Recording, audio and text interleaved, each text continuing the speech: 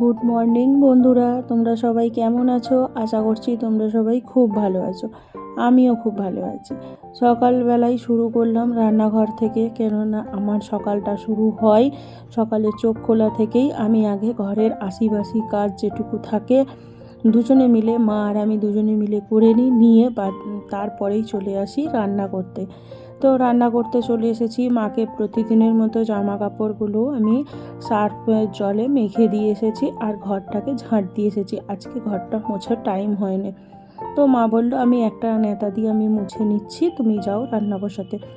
তো আমি রান্না বসাতে চলে এসেছি। আর এইদিকে জলও টাইমের যে জল এসেছে জলটাও তোলা হয়ে গেছে। আর এইদিকে চলে এসেছি রান্না বসাতে। ওইদিকে তো আমি ভাতের জল ফুটে গেছে, তো সেই জন্য আমি চাল তো দিয়ে দিলাম। আর এইদিকে আমি বসিয়েছি রাঙালু ভাজা। আমার বর রাঙালু সিদ্ধর থেকে রাঙালু ভাজাটা খেতে ভালোবাসে, আর আমি রাঙালু ভাজার থেকে রাঙালু সিদ্ধটা বেশি ভালোবাসি। তো ওর জন্যে আমি দুটো রাঙালু ভেজে নিলাম। আর আমার মেয়েও রাঙালু ভাজা খেতে চায়, তো ওই জন্যে রাঙালুটা একটু বেশি করেই ভেজে নিয়েছি। আর এইদিকে করছি ফুলের চচ্চড়ি। আলু আর শিম দিয়েছি, আলু শিম কড়াইশুঁটি দিয়ে ফুলের চচ্চড়ি করছি। এই সপ্তাহে বেগুনটা নেওয়া হয়নি, আসলে এত তাড়াহুড়ো ছিল বেরোবো ওই জন্যে। তো বেগুন যেখান দিয়ে কিনবো, তো সেই দোকানটায় প্রচুর ভিড় ছিল সেই বাজারটায়, তো ওই জন্য বেগুনটা কেনা হয়নি। থাক, পরে সপ্তাহের মধ্যিখান করে একদিন গিয়ে বেগুনটা নিয়ে চলে আসবো। তো এই বেগুন ছাড়াই ফুলের চচ্চড়ি করছি। আর ফুলের চচ্চড়িটা খেতে আমাদের সবাই খুব ভালোবাসে, আমার মেয়েও খুব ভালোবাসে। আমাদের জানো তো, যখন আগে গাছ ছিল, এখন তো গাছটা কেটে দিয়েছে, আগে যখন গাছ ছিল আমার মেয়ে প্রত্যেক দিন যাই খাবারই থাক, কিন্তু ওর একটুখানি আলু দিয়ে ফুলটা ওকে ভেজে দিতেই হবে। ওর এতটাই ফুল খেতে ও ভালোবাসে। কিন্তু ও তেলের চচ্চড়ি কিন্তু খেতে ভালোবাসে না। মাছের যে তেল পোটার যে চচ্চড়ি, সেটা কিন্তু ও খেতে একদম ভালোবাসে না।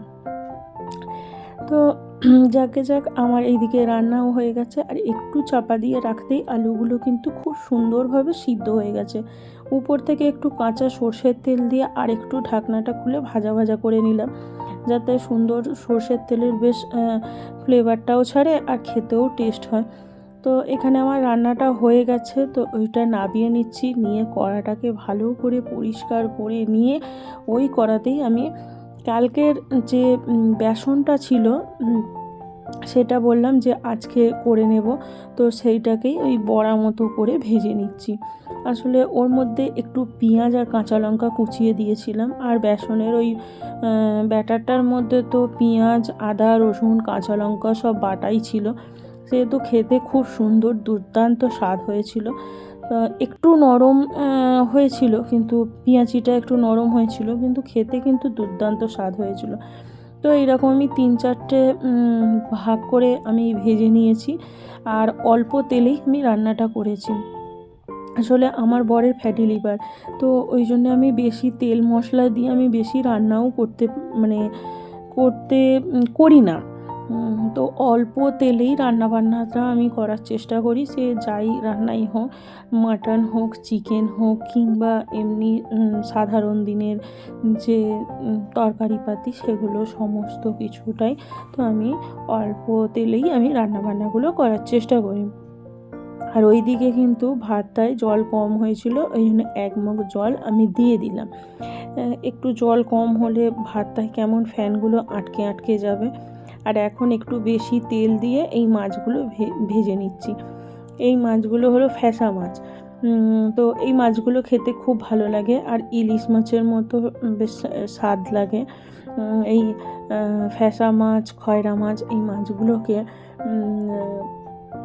ইলিশ মাছের মতো টেস্ট লাগে, কিন্তু খেতে খুব সুন্দর হয়, কাঁটা হতে পারে বেশি। আর ওইদিকে আমার ভাত হয়ে গেছে, ভাতের ফ্যানটাও আমি ঝরিয়ে নিয়েছি, নিয়ে হাঁড়িটাকে ভালো করে মুছে গুছিয়ে রেখে দিলাম। আর বর অফিস বেরোবে, তো ওই জন্য বললো খাবারটা বেড়ে দিতে।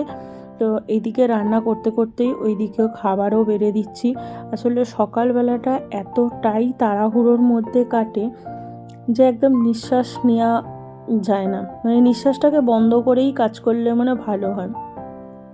তো এখানে আমি সব কিছুই বেড়ে দিচ্ছি, যা যা রান্না করেছি তাই একটু একটু দিয়ে দিলাম। খেতে চায় না, বলে তাড়াহুড়ো আছে, কিন্তু সারা দিনের জন্যে বেরিয়ে যাবে, অফিসে চলে যাবে, তো যা রান্না করেছি যদি না খায় তা আমাদের আর পরে আর ইচ্ছে করে না। তো ওই জন্যে সমস্ত কিছুই দিয়ে দিলাম, ওর ভালো না লাগলেও আমাদের ভালোর জন্য আমরা খাবারটাকে বেরিয়ে দিলাম।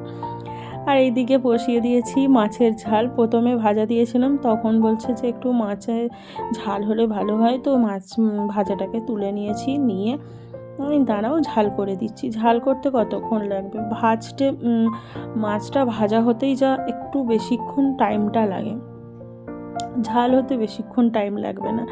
তো রেগুলার যে মশলাগুলো দিই সেই মশলাগুলোই ভালো করে দিয়ে দিয়েছি। আর টমেটোটাকে আলাদা করে একটু সিদ্ধ করে কুচিয়ে নিয়েছিলাম একদম ছোট ছোট করে, নিয়ে ভালো করে তেলের মধ্যে ভাজতেই তো টমেটোটাও সুন্দর নরম হয়ে গেল। আর পেঁয়াজ দিয়েছি আর একটু আদা রসুন বাটা দিয়েছি। শুধু আদা বাটা দিয়েও ভালো লাগে, তাও আমি আদা রসুন একটু বেটে দিয়েছি যেহেতু পেঁয়াজ দিয়েছি। তো এইখানে দেখো মাছের ঝালটা তো হয়ে গেল, আর ওপর থেকে একটু ধনেপাতাও ছড়িয়ে দিয়েছি। আর ঝালটা কিন্তু বেশি ঝোলও রাখিনি আর বেশি শুকনোও করিনি, পুরো গামাখা শুকনো ভাত দিয়ে মেখে খাওয়ার মতো ঝালটাকে করেছি। তো সেটাকেও নামিয়ে নিলাম, পুরো রান্নাই আমার কমপ্লিট হয়ে গেল। তো চলো এইখানে একটু পরিষ্কার করে নিই, আর গ্যাসের ঝিকগুলোকেও সব নামিয়ে নিই। এগুলো একচোটে এই হাতেই পরিষ্কার করে নিই, না হলে আবার সময় হয়ে উঠবে না। তাও এখন গ্যাসটা পুছবো না, এখন খালি শুধু এই মেঝেটার কাজটা একটু মুছে নিই, মানে যেটুকু সকরিটা তুলে নেওয়া সেইটুকুই করে নিই।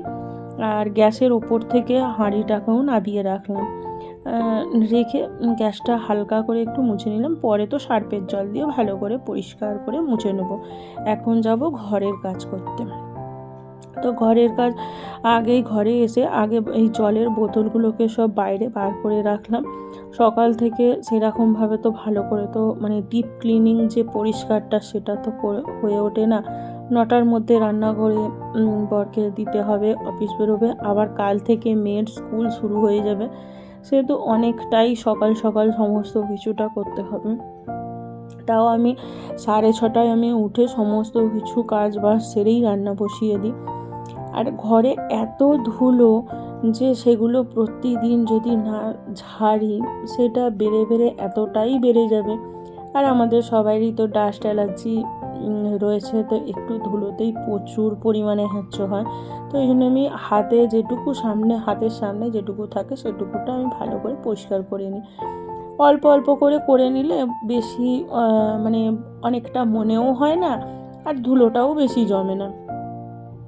তো এখানে আজকে বালিশগুলোকে এই দিকটা করে রাখলাম, আজকে ভালো লাগছে এই দিকটা করে রাখতে। প্রতিদিন একটু পাল্টে রাখলে বেশ ভালোও লাগে, আর ঘরের লুকটাও মনে হয় যেন অনেকটাই চেঞ্জ হয়েছে। তো এই জন্য বালিশগুলোকে এই দিকটা করে রাখলাম। আর বিশেষ করে শরীরটা ভালো লাগছে না, ওইখানে বালিশে হেলান দিয়ে ভাবছি একটু টিভি দেখবো। মেয়ের তো সকালবেলা পড়া হয়ে গেছে, তো সারা দিনটা ওর খেলা করবে বা ঘোরাঘুরি ও যাই করুক, তো আমার আর সেরকম আর কোনো কাজ নেই। তো এখানে বিছনাটাকে ভালো করে টান করে নিয়ে এবারে বাসন মাজতে যাব। তো চলো ঘরের কাজগুলো করে নিই, আর এদিকে জানলাটাও খুলে দিই, কেননা ঘরে হাওয়া বাতাস খেললে আলাদা একটা ঘরের মানে সুন্দর ভালো লাগে, এটা আমার ভালো লাগে। ঘরে জানলা বন্ধ করে রাখলে আমার একদম ভালো লাগে না। ঘরে যত হাওয়া বাতাস খেলবে তাতে বাড়ি থাক, পিছনের দিকে বাড়ি থাক, তো অসুবিধে কী আছে? আলোটা নাই গাট পড়লো, কিন্তু বাতাস তো গাট করে না, না? বাতাস, জল, এগুলো আগুন, এগুলোকে তো কেউ আটকাতে পারবে না, না? সে ঠিক ফাঁক ফোকর দিয়ে হলেও ঠিক বেরিয়ে আসবে। তো জানলাটাকে খুলে দিলাম, তো ঘরে হাওয়া বাতাস খেলো। বিছানাটা পরিষ্কার হয়েছে, এখনও কিন্তু ঘর তোর ঝাঁট দেওয়া মোছা এগুলো এখনও বাকি আছে। তো এইদিকে রোদ্দুরটা ভালো মতো বেশ চড়া হয়েছে, আর সুন্দর হাওয়াও দিচ্ছে। না আগে জামা কাপড়গুলো শুকনো করতে দিয়ে আসি, না হলে আবার 4টের মধ্যে শুকোবে না। তো জামা কাপড়গুলোকে সব কটাকে ভালো করে ছাদে শুকনো করতে দিয়ে দিচ্ছি, দিয়ে আর ক্লিপ এঁটে দিতে হবে, না হলে যা হাওয়া দিচ্ছে সব ধুলোয় পড়বে। তাও আমি ছাদ প্রত্যেক দিন আমি ঝাঁট দিয়ে রাখি, যাতে পড়ে গেলেও কোনো অসুবিধে না হয়। তাও এখন জল জল আছে তো পড়ে গেলে ধুলোটা লেগে যাবে। এই যা, আর ন্যাতাটাকেও নামিয়ে নিয়েছি, নিচে এসে তো ঘরটা মুছতে হবে। আর ওই হাতেতেই একেবারে গ্যাসটাকেও আমি ভালো করে পরিষ্কার করে মুছে নিচ্ছি। সবরিটা খালি তোলা হয়েছিল, এখন ভালো করে সার্ফের জল করে গ্যাসটাকেও পুছে নিচ্ছি। আর রান্না করলে তেল তো ছিটকে পড়বে, সেহেতু সব দিক ভালো করে পরিষ্কার করে মুছে মাছে পরিষ্কার করে রাখতে হবে। তো সেগুলোই করে নিচ্ছি। তো সঙ্গে থাকো, সারাদিনের ভিডিওটা দেখতে থাকো।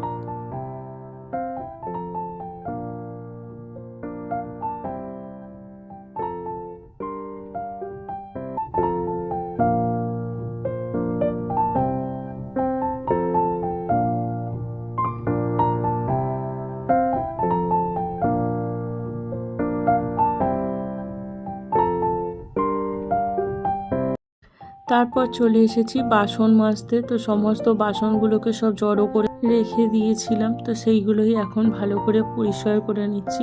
আর আজকে শরীরটা এতটাই খারাপ করছে, আজকে আর ছাদে মেলতে যাইনি, যেহেতু সেই জন্য তোমাদের সঙ্গে ভিডিওটাও শেয়ার করা হয়নি। আজকে এই সামনে মানে বাইরের ঘরটাতেই মেলে দিয়েছিলাম, ওখানেও ভালো হাওয়া বাতাস খেলে। তাও ওপরে যেহেতু রান্না হয় ওই জন্য একচোটে বাসনগুলো উপরেই ওখানে মেলে দিই, শুকিয়ে যায়। আর ওইখান থেকে ওইটুখানি, আর এইখানে মেললে কি বলো তো, সমস্ত কিছু শুকিয়ে যাবার পর আবার ওপরে গিয়ে তুলতে হবে। তো ওই জন্য আমি ছাদেতেই একচোটে গিয়ে মেলে দিই। তো শুকিয়ে গেল, ওখানে তুলে রাখা হয়ে গেল, তারপর একটা সময় করে গুছিয়ে রাখা হয়ে যাবে। তো চলো বাসনগুলো সব মেজে নিয়ে এখানেই মেলে দিই।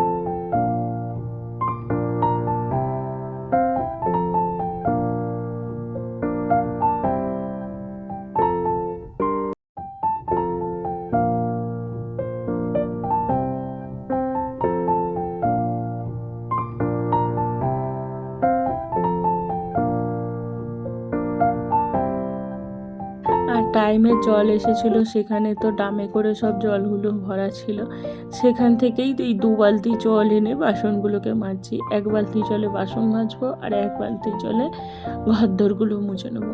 তো এখানে যদি জল লাগে তাহলে আবার এখানে জল নিতে হবে, মনে হয় না জল লাগবে বলে, এই কটা বাসনের জন্য 1 বালতি জলেতেই হয়ে যাবে। তো ভালো করে ধুয়ে টুয়ে নিলাম, নিয়ে এখানে জায়গাটাও ভালো করে পরিষ্কার করে নিলাম, নিয়ে ফিনাইল দিয়ে দিয়েছি, যেহেতু এই টোকাটার ব্যাপার আছে, আর তাছাড়াও মাছের একটা গন্ধ থাকে। তো ওই জন্যে মাছের গন্ধটা যেন একটু কেমন একটা লাগে, তো ওই জন্যে ফিনাইল দিয়ে পরিষ্কার পরিচ্ছন্ন করে রাখি। আর আমি দুবেলাই ঘরে ধুনো দিই, সেহেতু অসুবিধে হয় না, মানে ঘরের মধ্যে আর ওই মাছের আঁশটে গন্ধটা লাগে না। না হলে খুব মাছের আঁশটে গন্ধটা বিরক্ত লাগে, জানো তো। তো চলো, এখানে তো আমার পরিষ্কার করা হয়ে গেছে, চলে এসেছি ঘরদোর ঝাঁট দিয়ে দিয়েছি, দিয়ে আর এখন ঘরটা ভালো করে মুছে নিচ্ছি। আর আমার বিছনাটা গুছোনো হয়ে যাওয়ার পর আমার মেয়ে টুক করে গিয়ে বিছনার ওপরে উঠে বসে ও পুতুলগুলোকে নিয়ে খেলতে আরম্ভ করেছে। আর পুতুলের চুল আঁচড়াচ্ছে, ওইটুকুনি চুল তার আবার চুল আঁচড়ে দেওয়া, তাহলে বলো। তো ওকে টেনে হিঁচড়ে ওর সঙ্গে কথা বলা এ করা করে ওর সঙ্গে ও খেলছে। ও ওর মতো খেলুক, আমি আমার মতো কাজ করে নিই।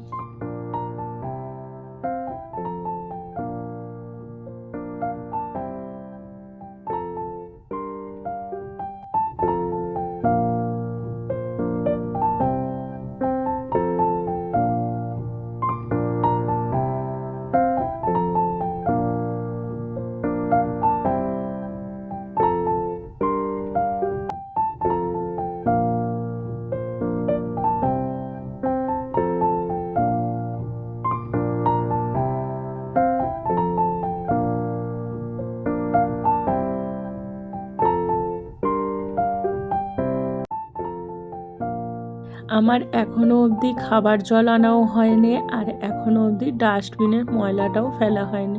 ওই জন্য ডাস্টবিন ভর্তি হয়ে আছে, তো সেটাকেও ফেলে আসবো আর এক ছুটে খাবার জল নিয়ে চলে আসবো। আমাদের তো বাইরে থেকেই খাবার জল আনতে হয়। তো আর এরা আমার অপেক্ষাতেই বসেছিল। আমি দুপুরবেলা এসেছি ভাত খেতে, তো ওদের খাবার দিতে হবে দেখেই একেবারে পাঁচিলে এসে বসে রইলো। তো ওদের ওই চাল দিয়েছি, ওরা এখন খাচ্ছে।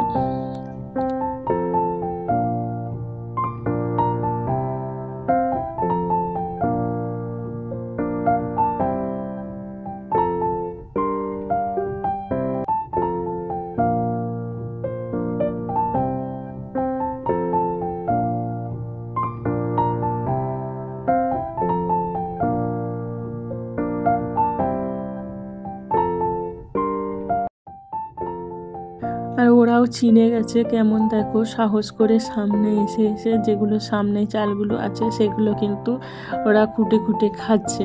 তো ওদের একটুও ভয় লাগছে না। আর আমি এখানে বসে আছি, বেশ ভালোও লাগছে, পড়ন্ত বিকেলের রোদ্দুরটা গায়ে এসে পড়ছে, সুন্দর লাগছে।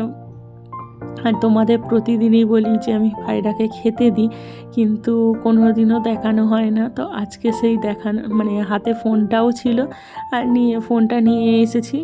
তো ওই জন্য ওরাও এসে বসেছিল, তো খেতে দিয়েছি, তো সেটাও তোমাদের দেখানো হয়ে গেল। আর ওই পায়রাটার জানো তো, ও হাঁটতে পারছে না, ওর পায়েতে কিছু একটা দিয়ে বাঁধা আছে, তো ওই জন্য ও হাঁটতে চলতে পারছে না। তো ও এইরকমভাবে খালি উঠতে যা পারছে, কিন্তু ও ভালো করে পাটাও কিন্তু রাখতে পারছে না।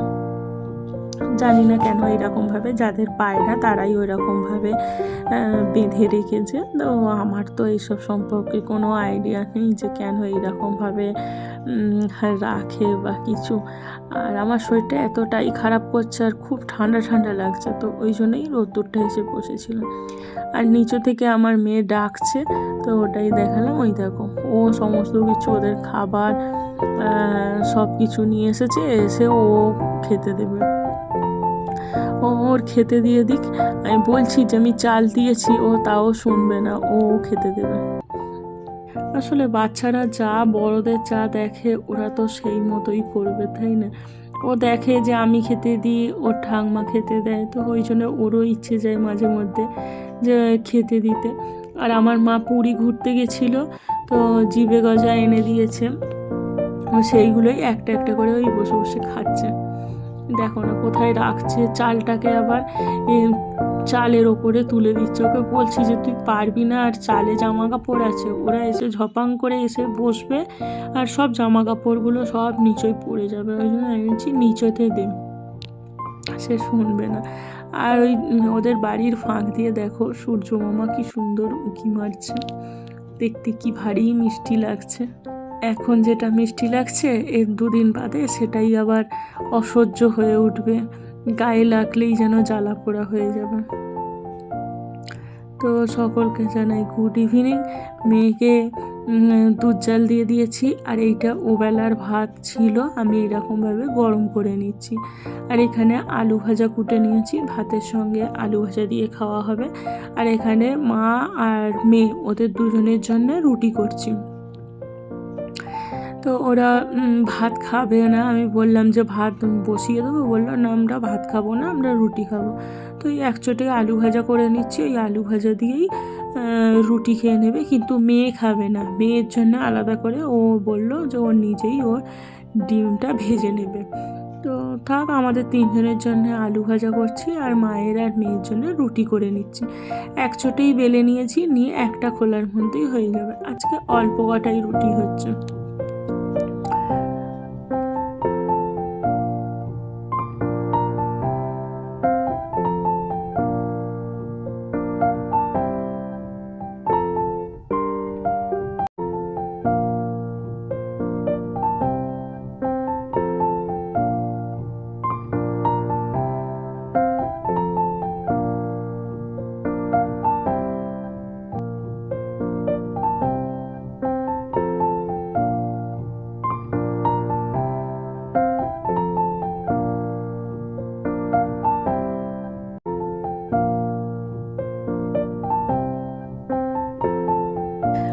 আজকে রুটি সেকার যে জালটা সেটাও নামাতে ভুলে গেছি।